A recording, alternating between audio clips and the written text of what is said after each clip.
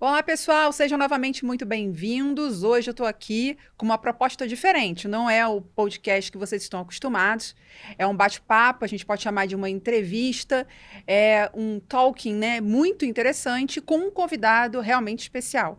Estou falando hoje aqui com um médico veterinário que vai trazer para a gente experiências, vivências e um conteúdo agregador para a gente que está aqui, lógico, querendo falar de direito médico veterinário, querendo falar de prevenção jurídica, prevenção ética, menos problema, menos desgaste. A gente sabe que está cada dia mais difícil na rotina do médico veterinário e das empresas no ramo da medicina veterinária. Estou aqui com o meu convidado especial, Dr. Rodrigo Mainardi, que vai, como sempre, eu faço aqui, se apresentar para vocês e depois a gente vai expor aqui o assunto do dia, o que a gente vai discutir, o que a gente vai debater. Obrigada. Muito obrigada por ter aceito o convite. Eu sei que a sua rotina também é muito atribulada, a gente está sempre com a agenda lotada e você tem várias aí funções na sua carreira, eu sei. Expõe aí para todo mundo que não te conhece, para a medicina veterinária, qual o seu trabalho, o que você faz, qual é a sua atividade, Dr. Rodrigo Mainardi. Obrigado, Renata. É um grande prazer estar aqui com você. Falando um pouco de mim, né? Hoje eu trabalho dentro do gabinete do vereador Dr. Murilo Lima, que é médico veterinário também. Me chamou para fazer parte da equipe, para fazer a parte técnica dos projetos de leis. Então tenho trabalhado bastante essa parte política com ele. Sou diretor técnico e diretor de relações da Animal Health, né? E ainda tenho então, um novo projeto, que é a Vet Líderes, um projeto novo que está desenvolvendo muito bem. E estou como diretor do Conselho Regional de Medicina Veterinária, como secretário-geral. Ótimo. A gente vai pegar um pouquinho dessa sua experiência para falarmos do tema de hoje. A gente já fez um pouco sobre esse assunto com o doutor Manhoso, que era membro também do conselho aqui de São Paulo. E eu quero explorar isso, doutor Rodrigo Mainardi, que são os processos éticos hoje na medicina veterinária. E, é claro, falando com o doutor de processo ético, na minha rotina a gente também tem os processos judiciais, mas sob a sua visão de quem tem esse contato com os processos, com os acontecimentos, com a rotina de julgamento. Então, seria interessante a gente colocar para a medicina veterinária o que mudou, o que é o processo ético, por que talvez mais profissionais hoje estejam chegando perto dessa realidade de passar por um trâmite de processo ético, né, profissional. Há quanto tempo você trabalha no conselho? Bom, eu estou no conselho trabalhando com processos éticos há 10 anos. Tá, 10 anos. Ontem mesmo estava discutindo isso com uma médica veterinária. A medicina veterinária não é a mesma de 7 anos para trás. E eu estava discutindo isso justamente porque chegou ontem, não vou aqui expor o que chegou, mas várias pessoas devem ter visto, uma matéria que era um conflito entre uma responsável por uma paciente que supostamente tinha morrido e as responsáveis por uma clínica veterinária. Então, era um vídeo de conflito. E aí todo mundo me manda, né? E a percepção que eu tenho é de que as coisas estão mais, eu diria, os ânimos estão mais aflorados, a gente tem mais problema. Eu não sei se porque é uma percepção minha de viver isso, a gente já tem alguns dados estatísticos sobre o aumento do número de processos, etc. Mas entendo eu que esses clientes estão mais exigentes, são mais cobradores e essas cobranças cada vez mais conscientes, né? E esses responsáveis também mais apegados aos animais. Então, é óbvio que a medicina veterinária tem que estar preparada para essa realidade, mas eu não vejo, na contrapartida, essa preparação. E eu entendo que muitas vezes a medicina veterinária está atuando como atuava há 20 anos. Sobre a seguinte justificativa: eu fazia há 20 anos isso e nunca deu errado. E a gente não pode mais pensar dessa forma. E aí foi que uma veterinária falou: Renata, mas há 7 anos não é. E há mais de 7 anos eu trabalho para a medicina veterinária e eu já vejo uma grande mudança. E nessa luta eu vejo muitos veterinários engajados, preocupados com uma mudança, com a preocupação preventiva, com uma prestação de serviço melhor. E em outra partida eu vejo veterinário completamente alheio a necessidade, eu diria, obrigação de mudança. Qual é a sua visão sobre isso? A gente brincou aqui nos bastidores, a bruxa anda solta. A veterinária está consciente disso? Ou é uma percepção só minha? O que mudou na sua visão nesses 10 anos aí? De contato com processos, né? Nossa, excelente questionamento. Realmente mudou. Mudou em quantidade, né? Eu creio que muito pela própria percepção da sociedade de seus direitos. Exato. A facilidade, antigamente era carta à mão, tinha que ir, hoje online. Então, assim, o cliente insatisfeito, ele chega em casa, senta na frente do computador e já abre a denúncia. Né? Isso fica claro, porque você vê que a denúncia chega, no conselho, às vezes, num dia depois ou no mesmo dia. E que ele está ainda no calor do momento. Exato. O que para a gente tem que filtrar muito. Que é difícil, né? A leitura vem muito agressiva, a gente percebe isso. Ah, tá. E da própria preparação do profissional. Não só a preparação de quem está chegando no mercado, mas de quem já está no mercado.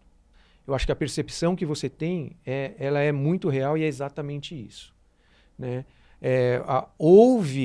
Né, está havendo, na verdade, assim, né, a gente está no movimento da exigência de uma maior profissionalização. Exato. Né? Eu falo assim, que a gente não tem que ter preocupação com a qualidade do serviço. Porque a qualidade do serviço, ela já é algo que já é inerente. Uhum. A gente não teria nem que estar discutindo isso. Não teríamos que estar discutindo isso. Então, e aquela coisa, né? Vai muito também daquele grande jargão. Ah, eu paguei, eu quero que tenha o melhor serviço possível. Os serviços hoje, de maneira geral, não na medicina veterinária, mas a gente percebe que o serviço, de maneira geral, você vai contratar alguma coisa para fazer na sua casa, o valor da mão de obra vem aumentando, então os serviços estão aumentando, e com isso as exigências também vão ficando cada vez maiores. E o que a gente percebe é justamente isso. Né? Você tem um profissional que vem fazendo o que sempre deu certo, só que o que sempre deu certo nem sempre está sendo certo hoje. Como a gente pega muitas piadinhas que a gente fazia que dava certo e todo mundo dava risada e hoje você vai ser condenado.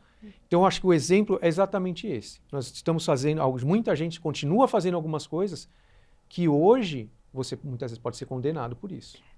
Eu diria que o mundo mudou e a medicina veterinária mudou drasticamente, né? O veterinário tem que acompanhar as mudanças. E eu diria isso aí não é uma sugestão, né? Isso é uma obrigação. Deveria. E mais, uma percepção minha que seria interessante vocês conhecerem. E o Dr. Rodrigo deve ver isso também. A qualidade dessa denúncia dos processos em si também mudou. Então, antes que era só um desabafo, hoje já vem acompanhado de advogado, eles já estão muito mais conscientes daquilo que efetivamente ele entende como falha. Então, ele aponta a resolução em que está escrito, o veterinário não cumpriu. Ele aponta a lei em que ele entende que aquilo ali não foi observado. Então, dá um pouco mais de trabalho, né? Então, e eu digo isso há muito tempo, eu vou repetir. Quem está informado é o cliente. O veterinário, muitas vezes, não está informado. Então, de novo, existe uma minoria aí que está consciente, que está buscando e se aprimora, mas existe uma boa parte, que eu diria que é a grande parte, que não tem a menor ideia que isso está acontecendo. E o objetivo dessa nossa conversa é trazer isso para vocês, porque por mais que seja comum, por mais que a gente entenda que faça parte de uma sociedade mais consciente dos seus direitos, de fácil judicialização, de fácil processo, que quanto custa processar, Maynard?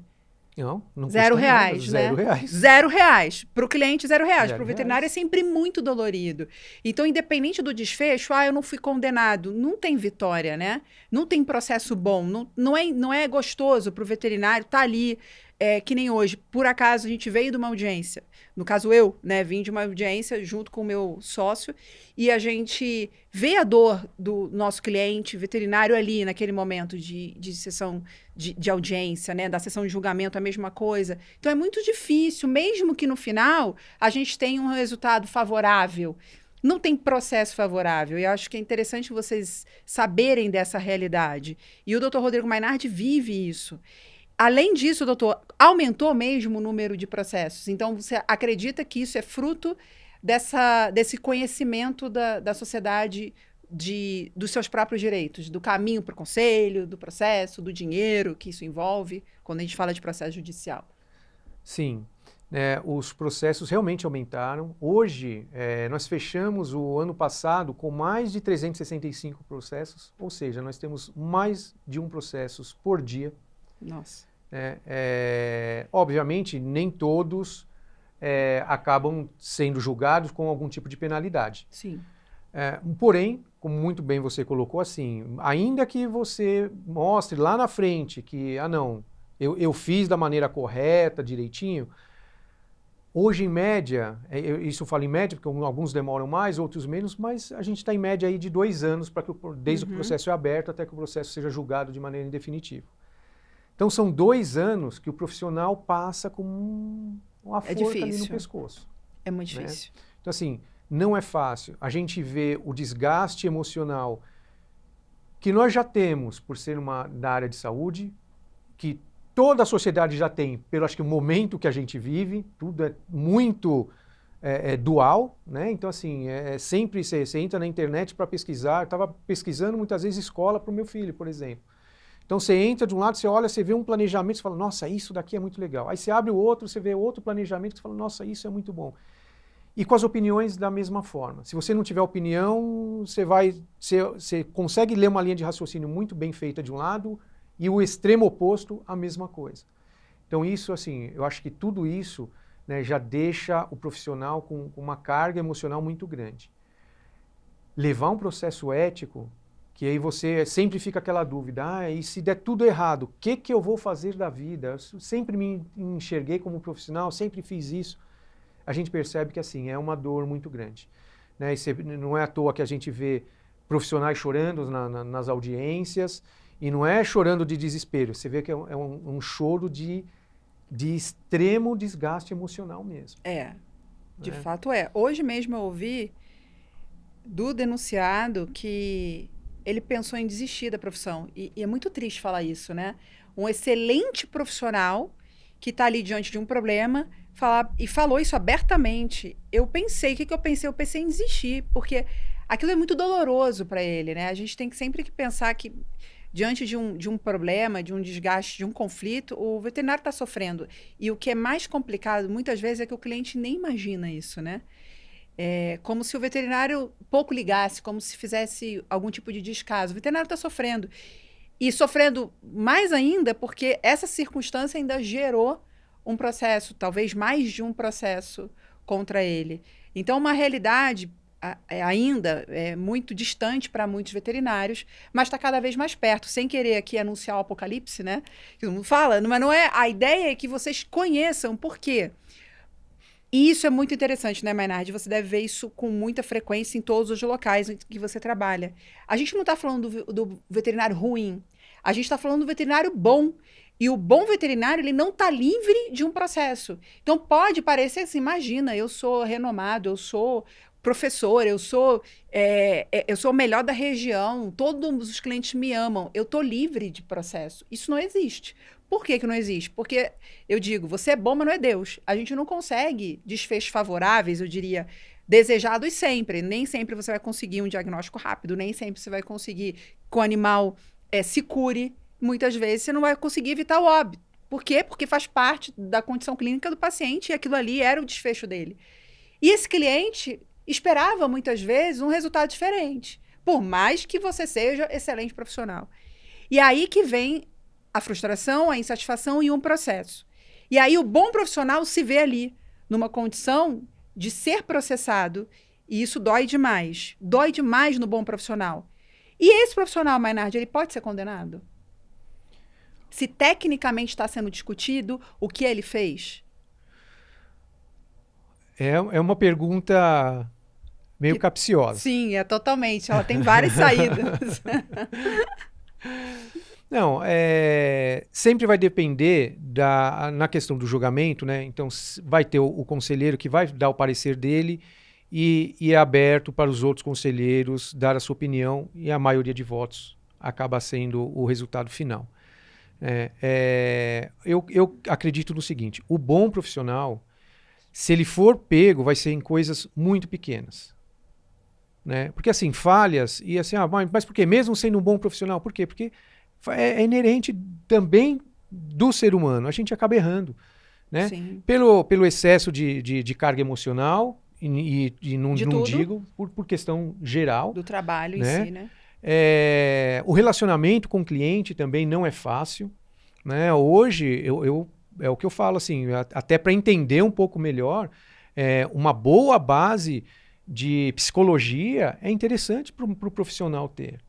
Né? Porque, assim, às vezes o proprietário leva o animal nas últimas condições, e a hora que o animal erra, e fica claro isso na própria escrita do denunciante, né? Fica claro que aqui, ele estava esperando que o profissional desse algum tipo de resultado. Como não deu, ele não vai se culpar. E aí essa Lógico, culpa vai ele joga em projetar. cima do... E é muito fácil ele sentar hoje na frente do computador e abrir uma denúncia, né? Então, assim, não estamos livres. Uma das maiores causas, e até voltando na primeira pergunta que você me fez, né, dessa mudança. Antigamente, os processos, eles eram abertos principalmente por conta de falha médica. Então, olha, aqui eu acho que realmente, ainda que não tivesse, mas da percepção do cliente que houve uma falha médica. Hoje, eu me arrisco a dizer que 80% para mais é falta de uma boa comunicação. Seja ela escrita, o que você sempre fala nas suas redes, seja ela verbal. Então, assim, é engraçado que a gente vive num momento onde as grandes ferramentas são ferramentas de comunicação, mas nós não nos comunicamos bem com o nosso cliente. Né? Então, qual é a percepção do cliente? Ele me enganou, Sim. porque ele não me falou.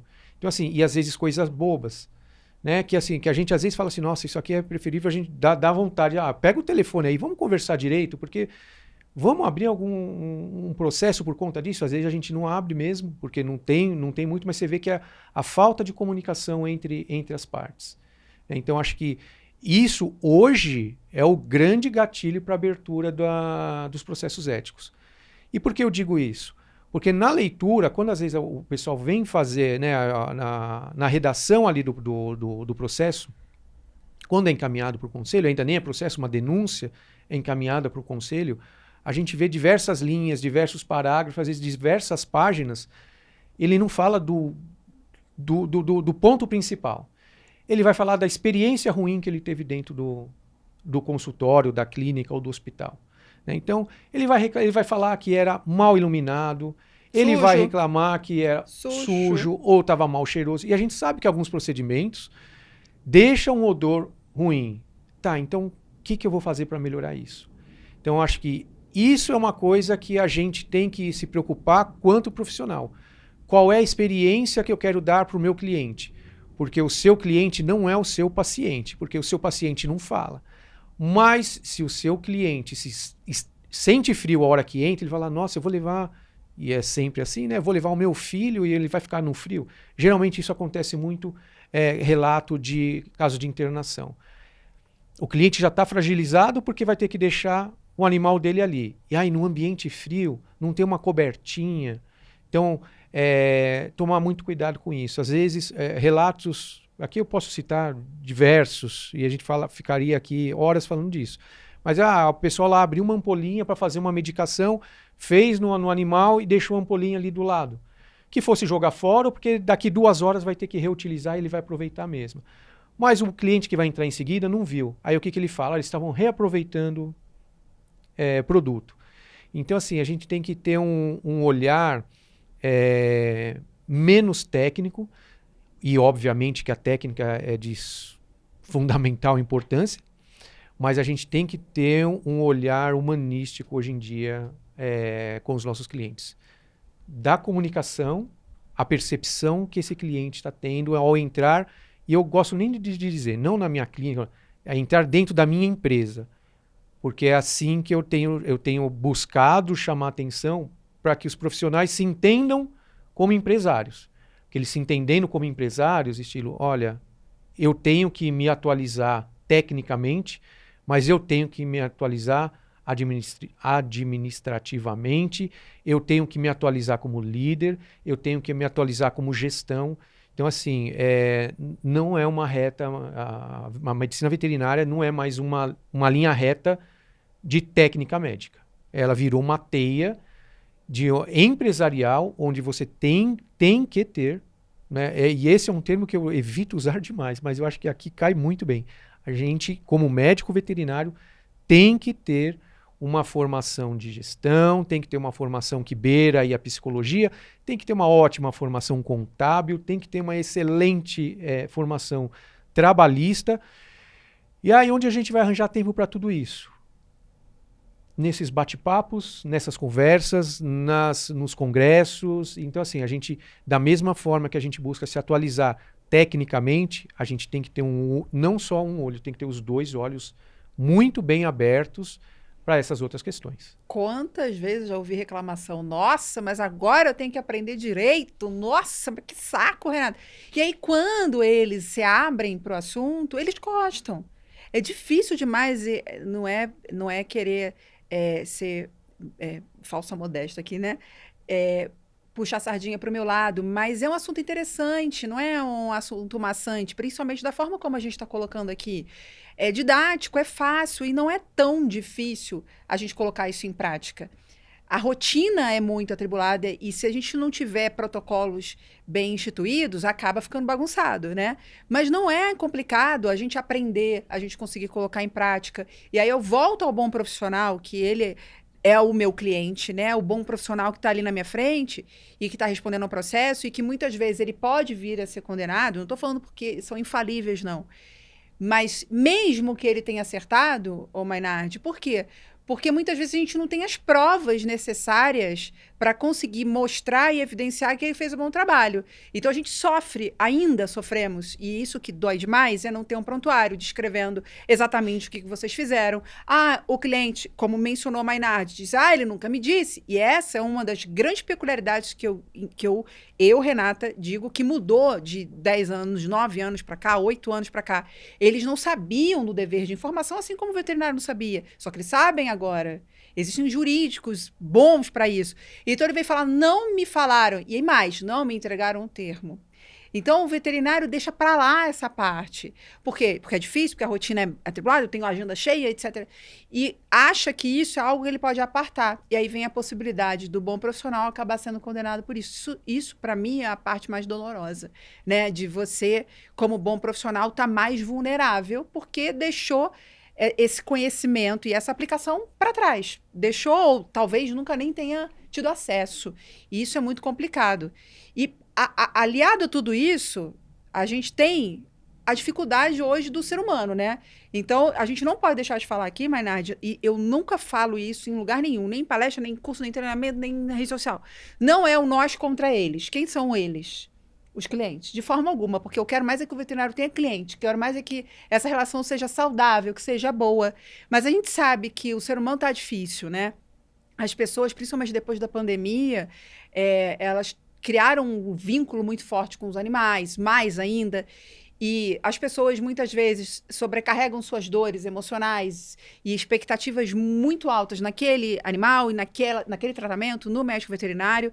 E muitas vezes são pessoas desprovidas de educação, né? E Sim. O veterinário sofre demais com isso. E eu vejo a audiência, você já deve ter visto também, a forma como ele se comporta na audiência já traduz o que ele já pode ter feito com o veterinário. Como que o veterinário deve lidar com isso? Eu estou perguntando agora para você, como veterinário, esquece processo ético, esquece todo o resto. Como que lida com esse cliente que hoje, muitas vezes, a demanda que eu tenho Renato, como é que eu demito esse cliente? Demito entre aspas, né? É uma demanda altíssima, porque o veterinário não quer mais atender. E ele pode não mais atender, mas tem que fazer isso com todo cuidado, não é a pauta de hoje. Mas eles estão por aí. E claro que quando tem um cliente assim, aumenta muito o risco jurídico, porque é um cliente que vai dar problema e desestabiliza o veterinário, desestabiliza a equipe, desestabiliza o gestor. Se não tiver uma liderança ali, vai colocar todo mundo numa situação de risco maior. O que você recomenda aí, com base em tudo aí que você viveu? Renata, essa é uma pergunta assim, que eu gosto de falar muito nas minhas palestras, né? Existem jeitos e jeitos, é a comunicação. Eu posso chegar, Se o animal não estiver morrendo e eu não for o único veterinário nas redondezas, eu posso muito bem chegar para esse cliente e falar assim, olha, eu não quero mais te atender. Por esse e essa razão. Não vou te atender, tenho os meus direitos, você procure outro médico veterinário. O que vai acontecer? Esse rapaz vai para casa, é o namorado que tomou o pé. Ele vai chegar em casa, sentar na frente do computador e abrir uma denúncia ética. Tá? Por mais... E nessa ocasião... Muito bom que você esteja falando isso. Porque eu falo isso, ai, trombeteira do apocalipse. Eu demito mesmo, mando o cliente embora, pego pelos cabelos, tiro... então. Né? Gente, a gente tem 2 problemas, Maynard. Quando a gente precisa mandar um cliente embora, existe um problema. Quando a gente manda ele embora, a gente tem outro problema. O que a gente vai fazer é escolher qual o melhor problema que a gente quer. Exato. Tem que fazer direito. Ouçam o que ele está falando. Não sou eu que estou falando, é o Maynard que está falando. Não basta só falar, você pode... Mas será que é interessante que vocês façam isso? Então, desculpa te interromper, mas eu precisava fazer esse adendo. Assim, nós podemos fazer dessa forma? Podemos. Estamos dentro do nosso direito? Sim. Estamos. Se acabar sofrendo um processo ético, vai dar em alguma coisa? Não vai dar em nada. Eu diria depende, hein? Mas os 2 anos que você vai ficar com essa corda no pescoço. Aí. Porque às vezes ainda ele pega um advogado, aí vem na fala do advogado, a hora que você pega e o advogado começa a dar uma olhada, assim, ele não vai, e não precisa nem do próprio advogado. Hoje é muito comum, pela facilidade da internet, e o que me causa uma certa dor no coração. O denunciante, né, ele digita lá no Google, Código de Ética do Médico Veterinário. Ele descobre. Deixa eu ver aqui aonde que vai se encaixar. A hora que ele começa a ler, ele fala, olha, mas isso ele não fez. Olha, mas isso ele não fez. Olha, tem chat GPT. Ele né? já coloca... É verdade. Então, Nossa, assim, ele já entra com um processo com várias outros artigos ali que ele nem pensava. Que ele falou assim, olha, realmente, com isso ele faltou comigo. E isso. E aí tá lá. Só que aí, para você se defender de tudo, não é fácil. Né? As noites sem dormir, não vale a pena. Não tem preço isso. E realmente, assim, a gente tem... com um cliente difícil... Eu sempre faço assim, ó, a gente tem duas coisas que a gente tem que pensar. Uma, a gente tem que tomar uma decisão rápida. Vou continuar com ele ou não? Porque se eu não tomar essa decisão, o que acontece? Esse cliente é difícil. A gente tende a atender ele rapidinho. Eu não quero que ele fique ali na sala, eu quero mandar ele embora logo. Eu quero... o cliente sente. E aí já começa a ficar aquele... ele está me dando o pé. É o namorado que está tomando o pé. Já sente que está sendo deixado de lado. Né? Então, às vezes, não acontece nada. Eu já peguei denúncia, que acaba não prosperando, mas eu já cheguei a pegar denúncia e falei assim, não, porque eu fui lá e fui mal atendido. Essa é a reclamação. Mas foi mal atendido como? Por quê? O que aconteceu? Qual é o caso do animal? Não, o meu animal não tinha nada, mas ele me tratou mal. Então, assim, vamos tomar cuidado com isso. Porque, querendo ou não, é a reputação da empresa Sim. que nós estamos. E a outra, né? Eu dei uma maneira de como a gente se livrar desse profissional. Tendo dor de cabeça, com certeza, lá na frente, depois com o processo. Mas a gente pode sair de uma maneira, o que eu faria, né? Olha, senhora, o caso do seu animal é bem complexo. Nesta nossa unidade, a gente não está conseguindo avançar dentro do que nós mesmos esperamos dele. Eu vou fazendo um encaminhamento para você, pode ficar sossegado, vou mandar prontuário, vou mandar tudo, eu encaminho, você gostaria que você fosse procurar tais hospitais. Foi. É uma maneira gentil, a pessoa não vai se sentir tomando um pé, é uma maneira que a gente vai estar, vamos colocar entre aspas, se livrando desse cliente que a gente não quer, de forma ainda a mostrar que a gente está preocupado com o pet dele. Então, assim, lógico que isso sou eu, Rodrigo. A gente pode ter mais N maneiras de falar, mas a gente percebe, e hoje em dia, como eu falei, mais de 80% está relacionado à comunicação, uma comunicação ruim, a chance de a gente ter algum processo. E hoje, não só processo ético, tem muitos processos éticos que já chegam com processo civil aberto, né? E o processo civil é bem mais complicado porque as multas são muito maiores. Os valores hoje estão crescendo assim como as demandas, Sim. né? Fruto de tudo isso que a gente falou no início. Se antes a gente tinha processo 5 mil, 3 mil, a gente já vê hoje demandas de mais de 100 mil reais. Não é nossa, mas já vi uma de 300. Então, você pensa, a veterinária está preparada para isso? Eu entendo que não. Eu entendo que não. Esse cliente que desestabiliza, que pode ou não ter a recusa de atendimento, a retirada da assistência, ele está mais frequente na rotina do médico veterinário. E talvez ele seja a grande dor de muitos veterinários, o grande motivo de muitos veterinários quererem desistir da profissão. Entendo que ele tem que saber lidar com esse cliente, independente de saber lidar com a retirada da assistência ou a recusa de atendimento. E talvez esse seja um preparo que muitas pessoas, eu diria veterinário não, muitas pessoas não têm, né? Diante de uma crise com um cliente que bate na mesa, que grita, as pessoas têm medo, as pessoas se retraem, ou as pessoas se comportam de maneira desproporcional, revidam, né? Então, esse preparo que eu diria emocional, como você colocou, talvez seja importante ter um treinamento para isso, que não é jurídico, mas tem total reflexo nisso. E também, Maynard, algo que eu vejo muito, eu trabalho nas empresas, né, para medicina veterinária, muitas vezes a gente não tem uma pessoa que possa tomar a frente, né, num caso. E aí fica um jogo difícil da gente entender quem vai tomar as rédeas para a resolução de um conflito. Então, às vezes, dentro de um estabelecimento, tem alguém que fale melhor com o cliente, que tenha mais facilidade de resolução de crise. Você não acha que isso seria quase que obrigatório, pensando aí numa clínica 24 horas, num hospital veterinário?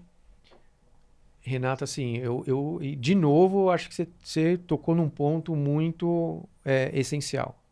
Tudo está mudando. Né? A gente está conversando aqui, né? Em termos de quantidade e das qualidades das denúncias que chegam. Como eu falei, chegam denúncias que já vêm capituladas ali. Né? Então já chega as denúncias ali com os artigos que ele acha que o profissional... Então, assim, tudo tem mudado bastante.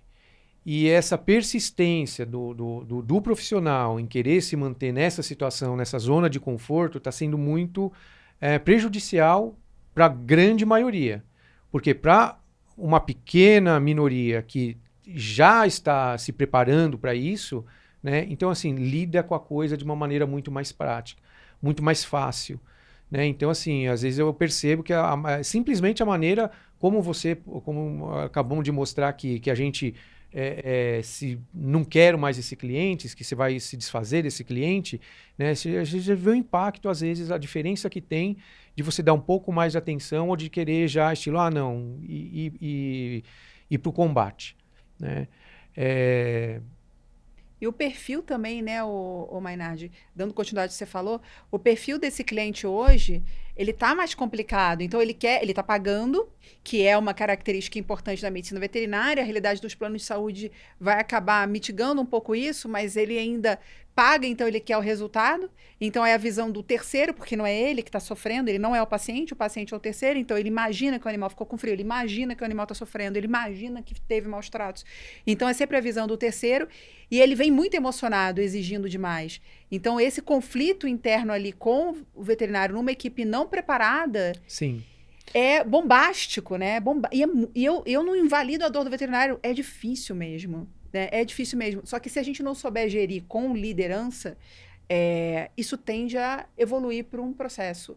E o que é pior, por uma exposição à rede social que a gente vê muito, né? Sim. Não, a exposição na rede social é algo que chega a ser... eu já tive um caso que foi fatal. Infelizmente, é um assunto muito triste, né? Mas, voltando à parte da liderança, e até um dos projetos que eu tenho novo agora com o Vet Leaders, é justamente isso. Né?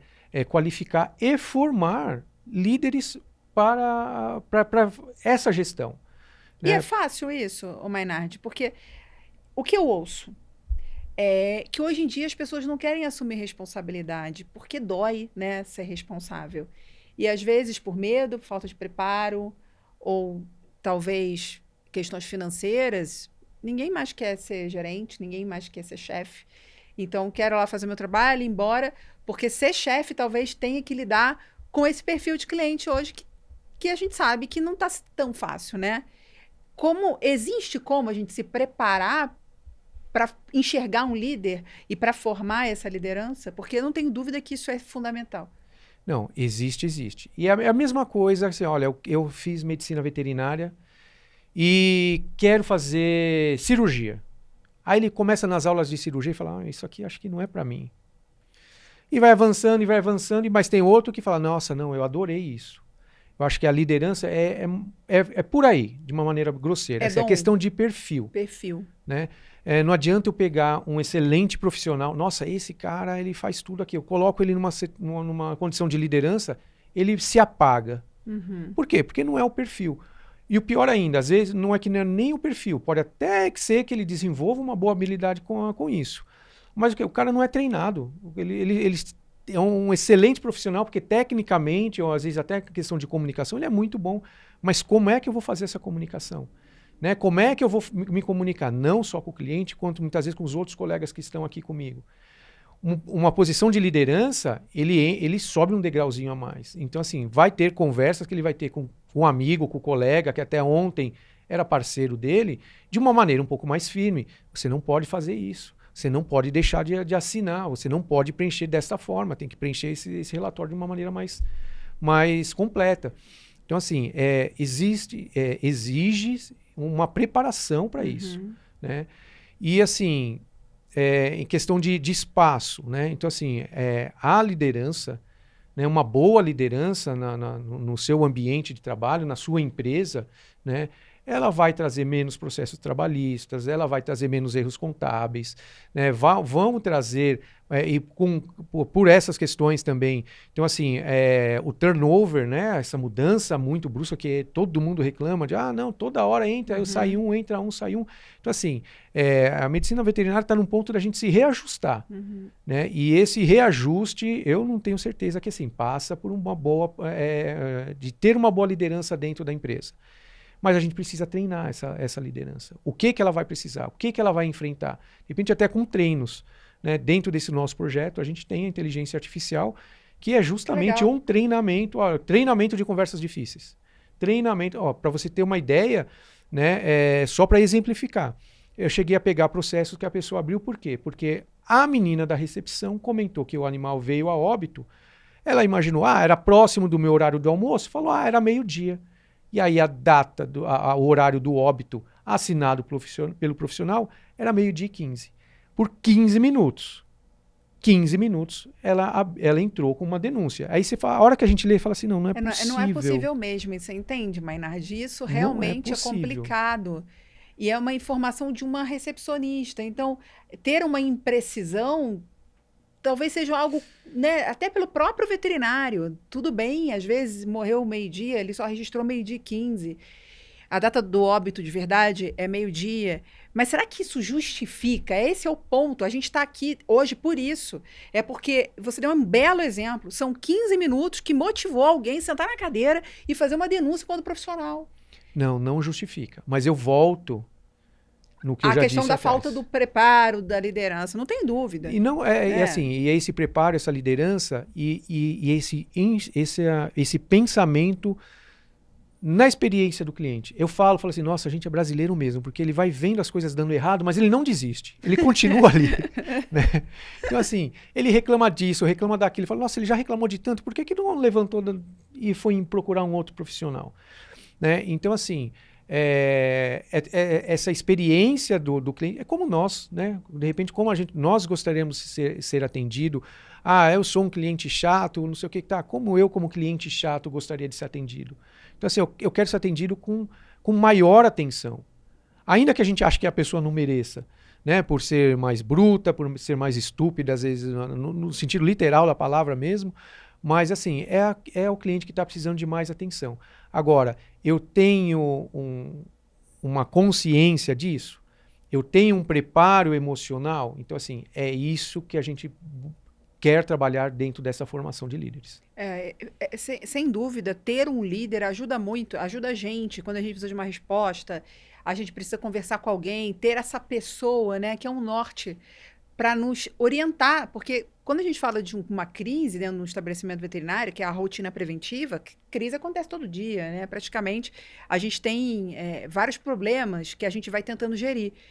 E ter alguém para ser esse representante do que está acontecendo é fundamental, porque senão deixa todo mundo perdido e as informações não chegam de maneira correta. Então, não tenho dúvida que esse é uma peça-chave para a prevenção jurídica, a gente ter não, né? Dependendo do tamanho do estabelecimento, conheço aí que tem vários líderes de vários setores, e é muito legal pensar já dessa forma profissional, né, da medicina veterinária. Porque não tem como, né, Mainardi? A gente está evoluindo para isso. A sociedade está impondo isso. Vocês estão vendo o cliente impor isso. A gente não pode ficar vulnerável fazendo um serviço amador, né? Por mais que tecnicamente esteja correto, a percepção do cliente não vai ser compatível com o que você está fazendo, não vai ser compatível com a realidade e a gente vai ter dor de cabeça.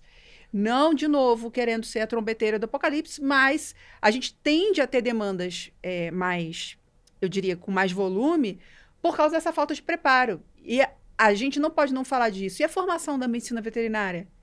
É compatível com a exigência que a gente tem hoje, Mainardi? Eu conheço excelentes veterinários, mas e o que estão saindo aí para o mercado? Estão preparados? Tecnicamente? Se a gente já não saía preparado, né, emocionalmente, com essa questão de liderança, com tudo isso, hoje em dia está complicado. Eu diria que está bem complicado. A questão técnica está... A questão técnica, então vai falhar tecnicamente, o cliente vai exigir, não vai ter a resposta, não vai ter o preparo. E as expectativas são muito altas. E a diferença do que ele tem é aquela coisa, né, da expectativa e da realidade. A diferença é muito grande. Então isso, e cada vez mais, do jeito que a coisa caminha, eu acredito que assim, as coisas vão mudar. A hora né, deixa eu achar uma frase mais amigável, assim, mas... A hora que a intimação chegar... A hora que a intimação chegar, então assim... Você está falando de uma forma... Porque assim, existem coisas piores do que processo, sim, né? A gente está colocando o processo como se fosse o final da linha, mas não é. Né? Ter uma crise dentro de um estabelecimento, como a gente vê, era a analogia que ele ia fazer, e não quer fazer porque é muito educado. Ter uma crise dentro do estabelecimento faz com que... Eu já mesmo conheci gente que não teve processo, mas só o ataque da cliente fez ela ficar afastada da profissão durante um tempo, tomando remédio. A exposição em rede social, 10 vezes pior do que um processo. A questão toda é que, muitas vezes, isso vem tudo junto. Vem a crise, vem a exposição e vem os processos. Então, desculpa te interromper. E o preparo zero. Então, é complicado, né, para o veterinário. É muito complicado. Assim, dentro o meu trabalho no conselho é fazer essa triagem. Né? Então, assim, chega a denúncia, vai virar um processo ético ou não? Né? Então, assim... a falta de preparo, que eu falei, o preparo zero, que é uma das coisas que você, Renata, bate muito, assim, é um bom preenchimento de prontuário. Por quê? Porque às vezes chega a denúncia, você fala assim, nossa, não é tudo isso do jeito que está escrito aqui. Preciso entender. Preciso entender melhor. A gente pega as denúncias de maneira super agressiva, você fala assim, não tenho certeza que não foi dessa forma. Até porque também a gente tive 2 clínicas, trabalhei mais com 10 anos em clínica, a gente sabe mais ou menos como funciona a rotina. Fala assim, dá aqui o prontuário. Um prontuário bem redigido é o suficiente para falar, não... Tchau, processo. Não vamos abrir processo. Aí, às vezes, chega um prontuário que você olha e fala assim, mas nem para relatório serviria. Fala, o que aconteceu aqui? Não sei. Entre o não sei e fala assim, passa-se o processo para frente para que seja reavaliado. Chama o veterinário, chama a outra parte. Só que assim, o processo já foi aberto. Sim. Ainda que fique claro, numa fase de instrução, que seria a fase seguinte, que você chama o veterinário para que ele fale o que realmente aconteceu, o processo necessariamente tem que ir até o fim. Uhum. E é um trauma para o colega, né? Ele fica com aquela pressão de não saber, as noites mal dormidas e tudo mais, e tudo isso se soma. Né? Então, assim, eu sou eu tive uma formação, e tive uma boa formação, fui formado na Unesp em Botucatu, né, onde nós, era uma exigência essa proatividade. Né? Então, só para contextualizar, a gente ia fazer, por exemplo, uma palpação numa vaca. Então, só 2 podiam, por uma questão até de preservação do animal. Quem são os 2 que querem? Então esses 2 têm uma nota maior. Não, mas eu não tenho uma outra vaca. Não, mas eles se propuseram a fazer. Então, na próxima aula, você que... Então, assim, era muito exigido da gente essa proatividade. Né? E Me esqueci. Tá falando da parte técnica, é que tanta coisa, né? O preenchimento do prontuário é da sua formação, você estava falando. Da minha formação, a gente tinha muita proatividade, até então a gente estava falando do Isso. prontuário. E aí, eu ouvia muito, não, o bom clínico é aquele que faz as coisas e consegue, não fica pedindo muitos exames. Tá? Eu me formei em 2002. E de lá para cá, isso não existe mais. Não existe mais. Por quê? Porque hoje eu indico. Né? Então, assim, não, olha, você vai fazer uma cirurgia, é impensável você não pedir um exame pré-cirúrgico. Eu preciso saber como esse animal está. Né? Então, assim, só para dar a informação também, a partir do momento que eu resolvo fazer 100, eu assumo a culpa do que acontecer lá para frente. Assume o risco. Assumo o risco. Né? E hoje eu falo o seguinte, falo assim, não, gente, a gente tem que... E aí até por mim, quando eu fui no hospital, porque eu fiquei internado, assim, eu tinha um exame, passei pelo tratamento, um outro exame, então assim, eles têm um controle de como eu entrei. Então se eles podiam fazer ou não o procedimento que eles precisavam, e tem um controle de mostrando, falando, não, esse paciente pode ir para casa. Tá perfeito. Se chega alguma coisa assim, porque assim, depois ainda que eu venha piorar em casa, eu piorei em casa, mas do jeito que eu estava apto a sair do hospital. Então assim, são coisas que juridicamente nos protegem demais. Sim. Eu vejo que para o paciente é algo de suma importância, porque enquanto está indo bem, tá ok. Quando dá ruim, naquele 1 em 1 milhão, mas quando esse 1 em 1 milhão dá ruim, era muitas vezes um exame de sangue que você podia fazer que resolveria não só o problema do animal, quanto as tuas milhares de noites sem dormir. E a grande dificuldade, e eu dou palestra sobre isso, Brasil afora. A grande dificuldade é que o perfil do cliente hoje é o que ele quer, muito resultado, gastando pouquíssimo dinheiro. E aí o veterinário está ali, consciente da necessidade dos exames e tem negativa, e tem negativa. Eu não quero. E aí o veterinário, não acostumado a registrar, porque veio de um passado aí mal feito, de não conhecer a obrigação disso, ele nem se preocupa, eu digo, é inocente, né? Ele nem se preocupa em registrar as negativas. E aí, pessoal, é essa hora que dói, né? Porque nesse momento, como o Mainardi falou, é 1 milhão. Ele vai pegar essa falta do exame e vai instruir toda uma demanda contra você. Então, ele vai falar, é a análise retrospectiva dos fatos, que ele vai falar, puxa vida, o exame poderia ter impedido esse resultado ruim e você não pediu. Então, o veterinário fica vulnerável porque muitas vezes aceita negativas que não podem ser aceitas. Isso aí é mais uma pauta para um outro encontro, porque o cliente tem direito de recusar, mas esse direito não é absoluto. Né? Eu não posso recusar, o cliente não pode recusar oxigênio. Não, deixa morrer sofrendo. O cliente não tem esse direito, coloque isso na cabeça. E aí, não é porque ele está pagando que ele pode escolher esse tipo de coisa. E aí, no final das contas, o veterinário, quando dá para aceitar a recusa, não registra. E toda vez que a gente dá a opção para o cliente dele escolher, juridicamente, você melhor que eu sabe, eu já sei pelas tantas Dei opção, é porque o outro lado pode, né? É porque o outro lado pode de maneira equivalente. Então, assim, o que dói é a gente chegar, muitas vezes o profissional, ele está se defendendo, ele já está na última fase, em julgamento. Aí você vê que do outro lado tem um denunciante que olhou, você percebe que ele já já leu o código de ética, já sabe do que ele está falando e tudo mais. E aí você vê o colega se defendendo assim, mas todo mundo faz isso. Ou, mas o que eu poderia fazer? Então, assim, olha, todo mundo faz isso. Todo mundo pode passar o sinal vermelho de madrugada, mas não deixa de ser uma infração de trânsito.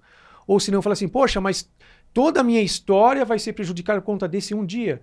E eu também faço a seguinte analogia. Poxa, se de repente acontecer alguma coisa que eu criminalmente estou...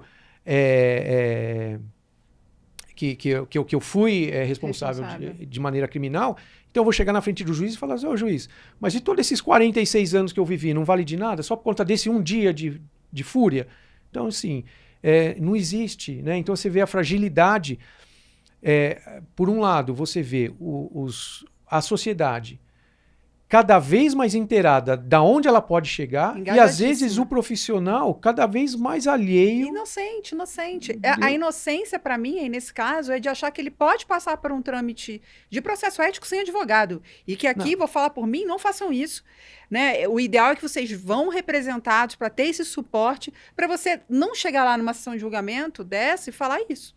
Né? Ah, mas eu sempre fiz isso. Ou... todo mundo faz, é o pior tipo de defesa que você pode ter. Então, não, isso já está vulnerável, né? Já está ruim. E eu digo mais, assim, busquem bons advogados, porque da mesma forma que a medicina veterinária, e assim, busquem advogados que já atuem com a área veterinária, que já tenham algum conhecimento dentro da área veterinária, faz muita diferença. Você vê uma boa atuação não vou nem falar das ruins, mas você vê uma boa atuação de um colega que você vê que assim, não está acostumado a trabalhar com processos veterinários ou da área médica, faz uma boa atuação, mas assim, não chega aos pés de alguém que está, como você, por exemplo, não é esse, mas esse é o recado que eu quero dar mesmo, né? Assim, buscar colegas que já estejam acostumados, porque já entende mais da técnica, já entende do desconforto do colega, já entende como a cadeira muitas vezes no conselho funciona. Já entende o trâmite, então, assim, né? Já então, assim, as defesas são muito mais profundas, mais completas, né? Faz uma grande diferença. E faz parte do amadurecimento, assim como você estava mencionando, é o despreparo para saber que isso também é uma necessidade. É achar, mas isso não é só da medicina veterinária, né? Achar, isso aí não vai dar em nada, não preciso nem responder. Isso é subestimar o problema que pode causar um processo para você, para sua carreira.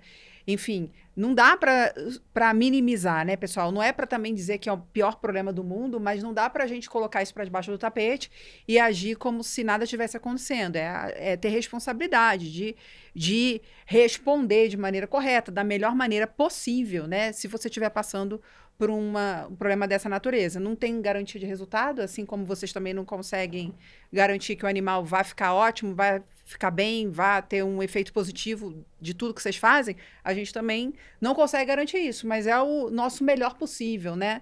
Atuando exclusivamente para a medicina veterinária. Maynard, vamos tentar dar uma solução aqui, né? Porque a gente trouxe várias realidades de problema, de situações reais que a gente vive, e você sabe aí em todas as esferas aí que você trabalha. Qual a solução para o veterinário? Porque vocês estão carecas de ouvir eu falar de treinamento, mais de 30 temas eu tenho, mas além disso, além de ter que preencher prontuário, além de ter que conhecer os termos, né, de ter que aplicar, a gente não adianta chorar, tem que fazer, não se esperneie igual criança, né? Tem que fazer.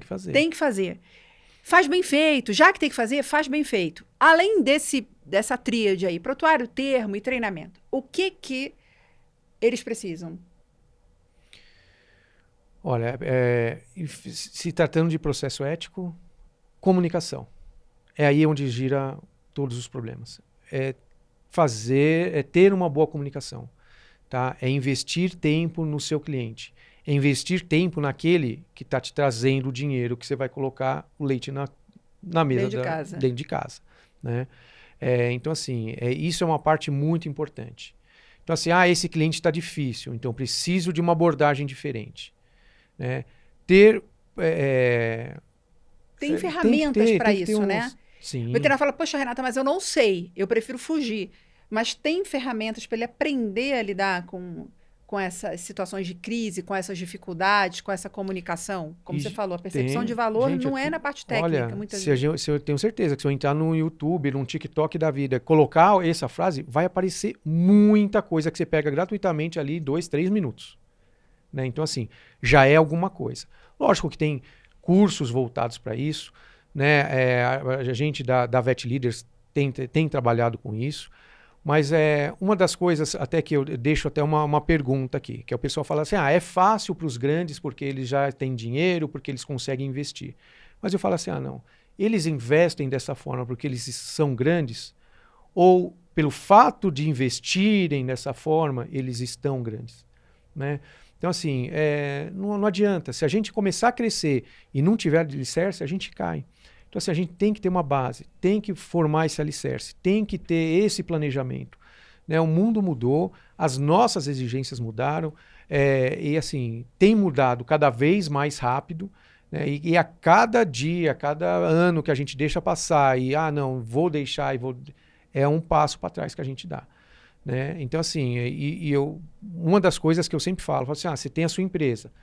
Tá, qual é o faturamento real quando eles conseguem ter, que já é um absurdo você ter uma empresa e não consegue ter um... Não sabem. Qual é o seu faturamento real? Não, está crescendo, está decrescendo. Fala assim, oscila normal. Tá, mas ela vem oscilando, ela vem diminuindo um pouco. Fala assim, se ela vem oscilando e vem diminuindo, você sabe que se você não fizer nada, você já sabe a data da falência da tua empresa. É só fazer a progressão ali. Então, assim, a gente tem que buscar. Né? E a parte técnica, hoje, por si só, é como eu falei, eu vou abrir uma clínica veterinária, a parte técnica tem que ser de excelência. Isso já é um slogan, né?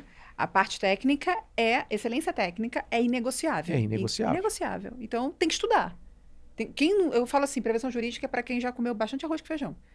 Que não adianta fazer prevenção jurídica com um veterinário ruim. Eu não sei entubar, eu não sei pegar um acesso a... Aí fica complicado, porque, né? Assim, justamente assim, a falta de comunicação a gente tem como corrigir. Ajusta. E são coisas, Renata, e você também sabe disso, que assim, ainda que venha gerar alguma punição, não são punições que... estratosféricas.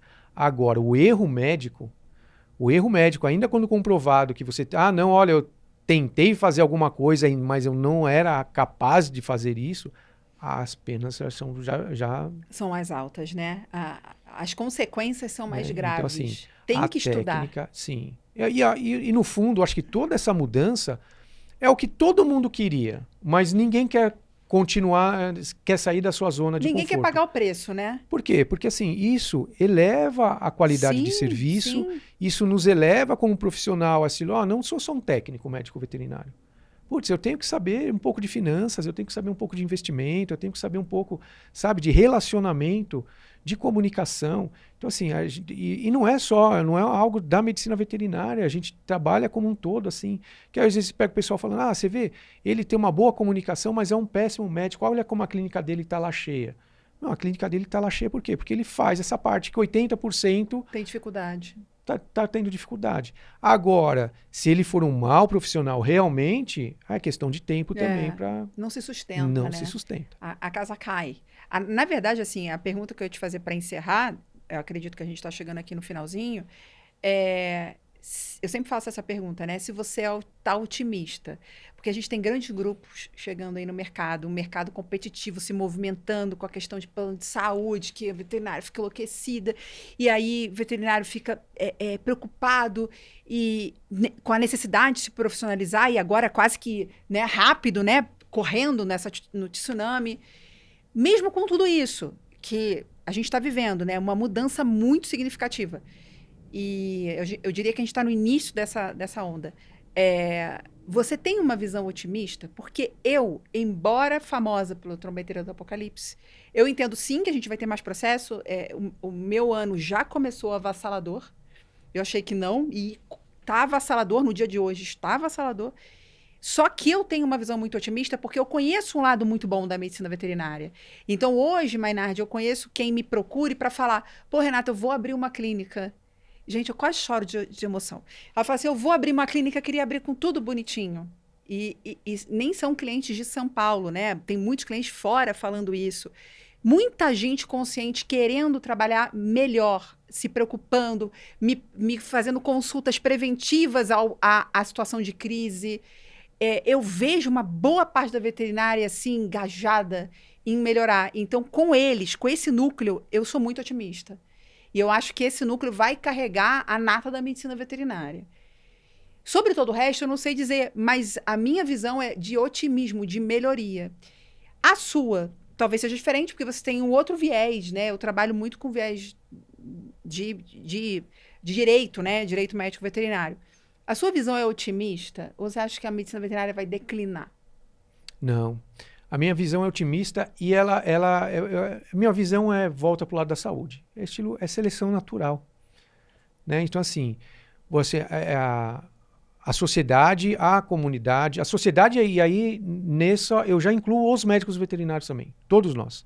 A sociedade evoluiu, exige novos tratamentos não técnicos, porque isso a maioria não tem conhecimento, mas exige um tratamento, uma excelência de atendimento, que aí foge da técnica e vai para a parte humanística, né? Então, assim, exige um tratamento diferente. Um comparativo que eu faço é o seguinte, olha, e vou falar aqui um pouquinho dos planos de saúde. Sim. A sociedade pedia para eu acho que toda a clínica, o pessoal, estou cansado de vir alguém pedir um plano de saúde e não sei o quê.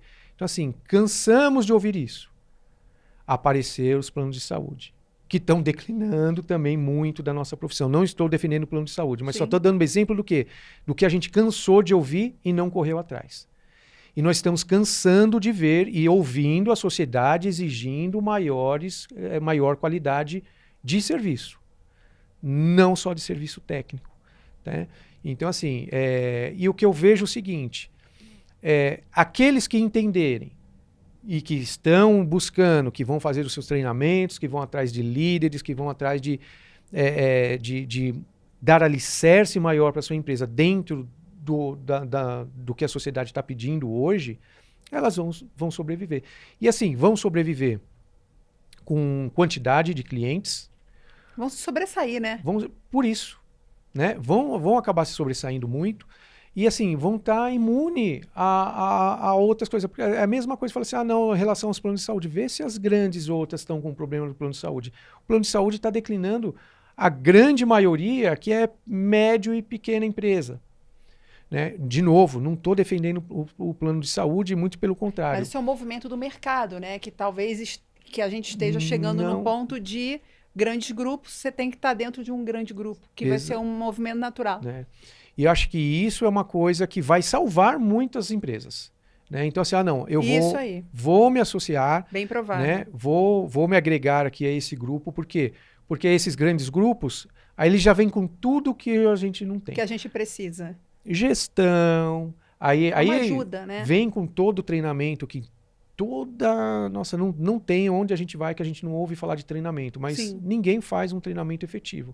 Às vezes faz uma ou outra coisa lá, acha que já fez o suficiente. Então, assim, aí o pessoal vem com treinamento, não, você que tem que falar com essa pessoa, não o fulano.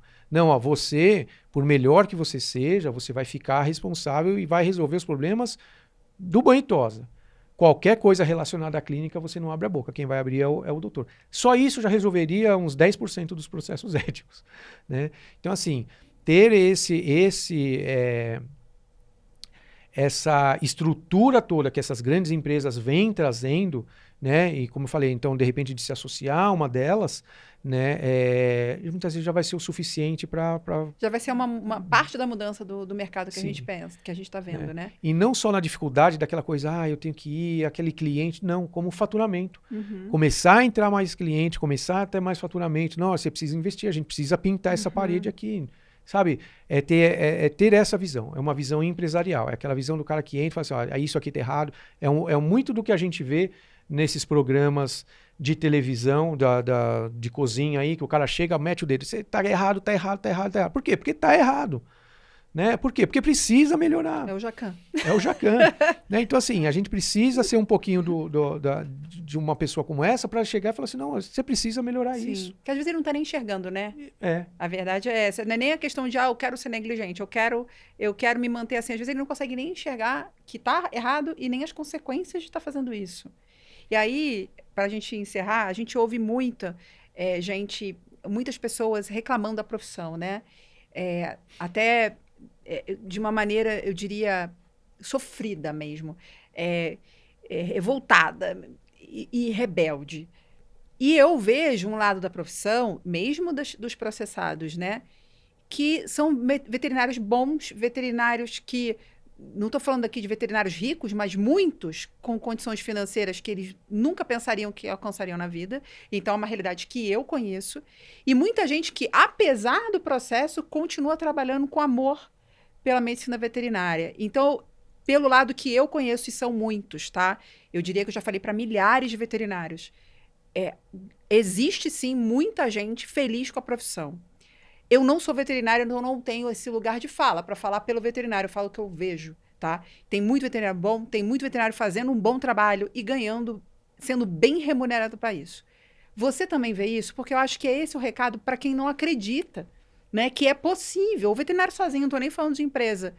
É possível isso para você, Menardi? O que a pessoa que não está vivendo isso precisa? E olha, eu acho que nós, como médicos veterinários, a gente tem uma profissão que nos propicia um cardápio de oportunidades. Nossa, eu me formei em medicina veterinária, mas estou vendo que eu não gosto de falar com o cliente. Tá, então busca uma outra área, faça uma transição de carreira, né? O que a gente vê é todo mundo querendo estar no mesmo espaço, dividindo o mesmo bolo, todo mundo junto.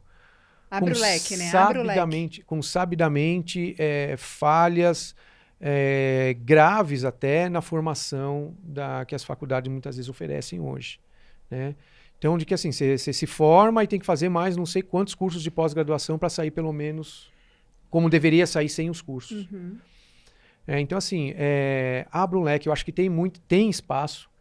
Tem muito espaço. Você vai pegar na parte do agronegócio, quem está migrando para o agronegócio, você vê assim, o sorriso de orelha a orelha, né? Obviamente, a gente tem que abrir mão de algumas coisas. Ah, não, olha, putz, o pessoal do agronegócio, mas do agronegócio tem que morar lá no... Tá, tem que morar lá. Mas está faltando mão de obra lá.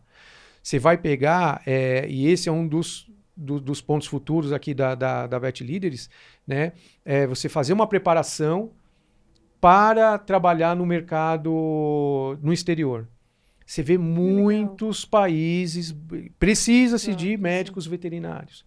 E a gente aqui, a gente tem de monte.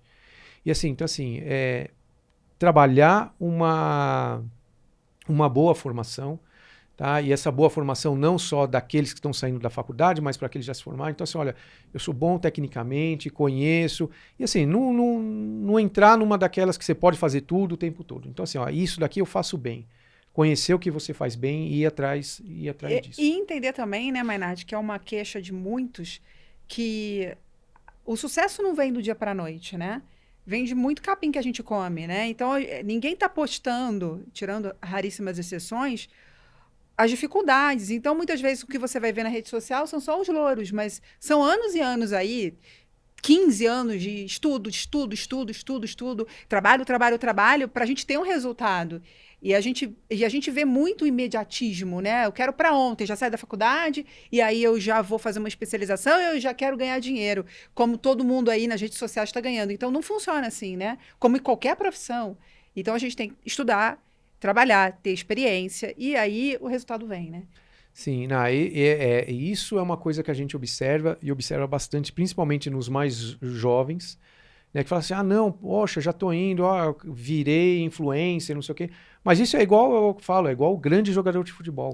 Você tem E é um dom também, né? E é um dom também. É um dom também, né? Isso é fácil não, ser influencer. Porque senão também não estaria na posição que está por tanto tempo. Exato. Faz bem, tem lá o retorno, embora muita gente não goste, eu vejo muito valor no que muitos influencers fazem, mas, como você mencionou, se tem quem ouça, é porque tem algum valor ali. E, de alguma forma, ela tem capacidade para estar fazendo aquilo. Se fosse fácil, todo mundo seria, né? E não é.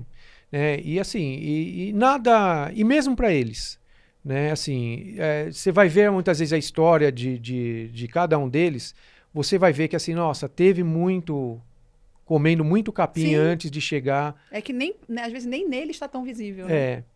Né? Então, assim, eu acho que assim, a gente tem mercado, né? Não dá para afunilar tudo da maneira como vinha há muitos anos sendo afunilados, né? Então, assim, a gente tem mercado, tem bons mercados, né? Para aqueles que já estão, né? Agora, essa oportunidade de estar se associando às grandes empresas e assim, não, mas eu não quero. Essa é a oportunidade hoje. Né? Então, assim, daqui a pouco passa, né? Daqui a pouco passa. Então, assim, não, eu vou pegar isso. E às vezes é o que vai não só dar um respiro maior, é que vai fazer o crescimento realmente daquela empresa. Né? Então, assim, buscar, ver o que está acontecendo. Para onde o mercado está caminhando? Não, o mercado está caminhando para essas grandes empresas, que é o que a gente vê, né? Então, assim, as associações, hoje em dia, lógico que caso a caso, mas estão sendo muito bem vistas, né? Até porque elas trazem uma bagagem que a sociedade está cobrando de maneira imediata e a grande maioria não tem, né? E junto com O a próprio parte da direito médico liderança. veterinário, ele foi divulgado Brasil afora com a BHV.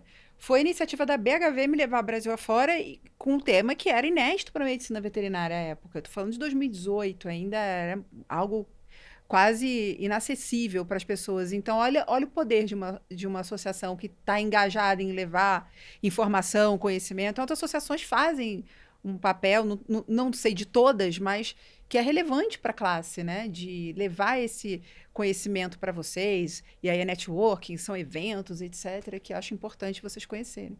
Não, acho que isso é uma questão fundamental, né?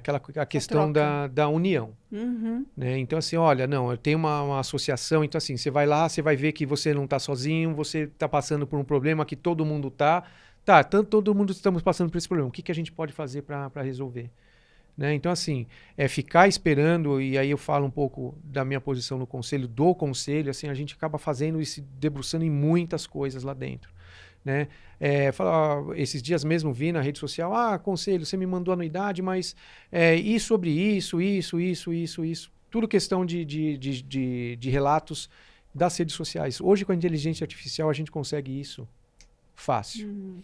Obviamente, quem está sendo denunciado, quem está tomando puxão de orelha, não vai chegar lá e falar assim, olha, não façam mais isso porque o conselho chegou aqui. Né? Obviamente, ainda mais falando de São Paulo, os números todos são extremamente grandes. Sim. Então, assim, há realmente uma certa dificuldade, mas hoje, como eu falei, hoje em dia, com as ferramentas que a gente tem facilitado bastante. Né? Então, assim, buscar maneiras de estar ligado realmente no que está acontecendo. Então, assim, entre em contato. O que está acontecendo dentro do conselho? O que está acontecendo dentro da associação? O que está acontecendo dentro das clínicas aqui do meu bairro? Né? Quanto mais a gente sair desse individualismo, de ficar só ali da clínica para casa, da casa para a clínica, a gente vai ganhando cada vez mais corpo. Hoje a gente tem o trabalho que eu faço dentro da Câmara está sendo de fundamental importância, assim, poxa, aqui realmente a classe está levando para lá. Porém, talvez a gente acabe não tendo força de votação na hora. Por quê? Porque a gente não tem bons representantes lá dentro. Não tem representatividade. Então, assim, a gente tem que amadurecer para essa parte política. Sem dúvida. Como a gente tem que amadurecer de maneira geral. E rápido. Esse é o ponto. A gente tem que amadurecer rápido. Porque essa a sociedade cobrança, né? A sociedade está. Quero agradecer você, Dr. Rodrigo Mainardi. Parabéns aí pelo seu novo projeto. Que você tenha aí bons frutos e que a medicina veterinária também usufrua desse teu conteúdo, conhecimento. Agradecer vocês aí que assistiram mais um evento nosso. Até a próxima. Até mais, muito obrigado, foi um grande prazer. Obrigada.